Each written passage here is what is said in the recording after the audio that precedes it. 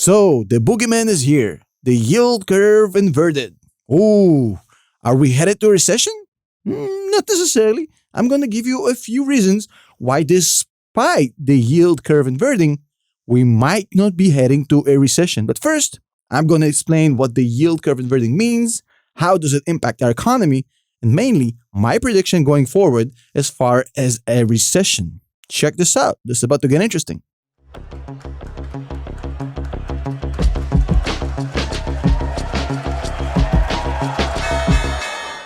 Inverted for the first time since 2019.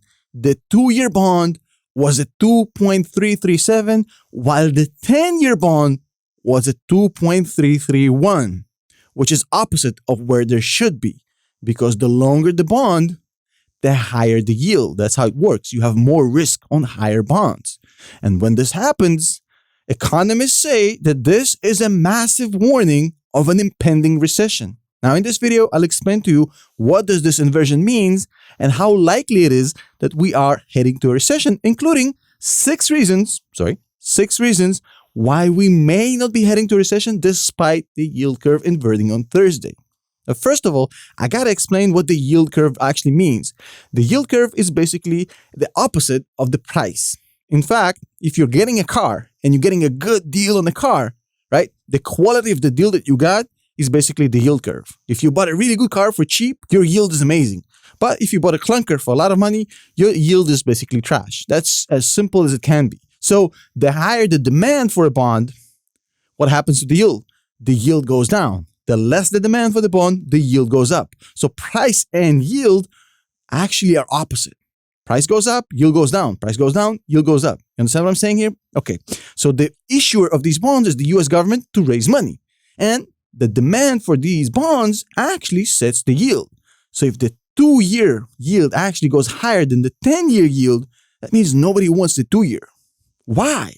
That is because people think that in the next 2 years, we're about to see a recession. And the craziest thing is that the inversion of the yield curve not only serves as an indicator, it actually serves also as the cause. Because look what happens here. When the banks actually lend money and loan money, they make net profit. So they need to borrow cheap and lend out at more expensive rates to make money. And when the spread between the different yields is higher, the bank has more profit. So if the bank can borrow money for cheap, take it from you when you put it in the deposit account, and they can lend it out at longer, higher yields, the banks make more money. But when the short term is higher than the long term, the banks are sitting on their money.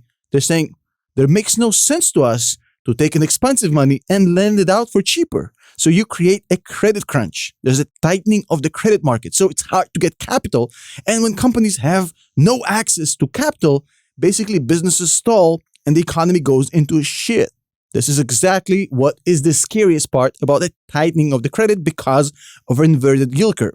That's kind of a very layman, simplistic explanation. I know it's way more complicated, but just let's keep it simple. Now, the question is, how accurate is this warning? So if you go back to 1955, it predicted every single recession within 6 to 24 months. So it means since 1955, every time the 2 and the 10-year bonds actually inverted, there was a recession from 6 months to 2 years. That means that since 1955, every time the yield curve inverted, we had a recession that actually happened between 6 to 24 months within the inversion. So once it happens, the clock starts ticking. Now, if you go back to 1900 for the past 120 years, it's also a decent predictor. 22 out of those 28 recessions in the past 120 years were also predicted. But in that case, the time frame is 6 months to 3 years. So the recession that we're talking about isn't imminent. And of course, the mainstream media is going to be fear-mongering because, they get clicks by saying, oh, recession. So relax. I want to be the voice of reason, and I want to offer you 5 reasons why a recession might not happen despite the yield curve inverting on Thursday. First of all, the last time we had that happen was in 2019. The yield curve inverted, and we had the COVID crisis. But again, it was a COVID crisis. It's not like the yield curve caused it. We had a global pandemic. So if the global pandemic doesn't happen, that actually might be the first time that the yield curve actually missed. Now, the second point is also very important. Despite what I just told you, the yield curve actually did invert on Thursday, but it flattened out within a couple of hours. So the day finished on a flat yield curve, not an inverted one. So we had a brief inversion that fixed itself quite quickly. So a lot of economists, a lot of finance experts will tell you it's not enough for a brief inversion. You need a long-standing inversion to cause that. And if you go back to my explanation about the banks, it actually makes a lot of sense. So that might be another reason why a recession is not actually coming. And the third reason is basically that a lot of economists and experts are saying that the 2-year and the 10-year is not the right curve to look at, and you should be looking at the 3-month versus the 10-year. Which is basically how banks work. Think about it. 3-month versus 10-year sounds a lot like the banking spread that they do care about. Now, those curves are not inverted. In fact, they're doing better than ever. The spread is really good. So if you want more indicators that the recession isn't coming, that's one. Also, the other thing is that the job market is super, super hot. There's no unemployment. People are, in fact, looking for employees. It's a super hot job market. And the final explanation is a little bit technical. The Fed has been buying a lot of the 10-year and the 30-year bonds, a lot. And what happens when the Fed buys a lot of bonds in the market, a lot of 10-year and 30-year? They push the price up. They push the price up. They push the yield down.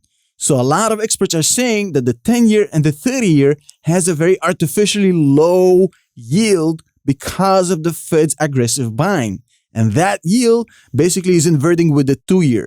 And that's artificial. And actually, that argument does make a lot of sense. But if you want the flip side of it, look, we still are facing with COVID in China that's coming back. We're still facing with inflation that is still here and not going anywhere. There's geopolitical tensions, commodity crisis, food crisis, a lot of shit happening in the world right now that might push us on the brink of a recession. But the one thing you should pay attention to is what happens to the stock market when the recession comes. Now, initially, the stock market might dip. But do me a favor, after this video, go back and stretch out the S&P 500 since 1980 all the way to today, in the past 40 years. See what happens with the S&P 500 and thank me later.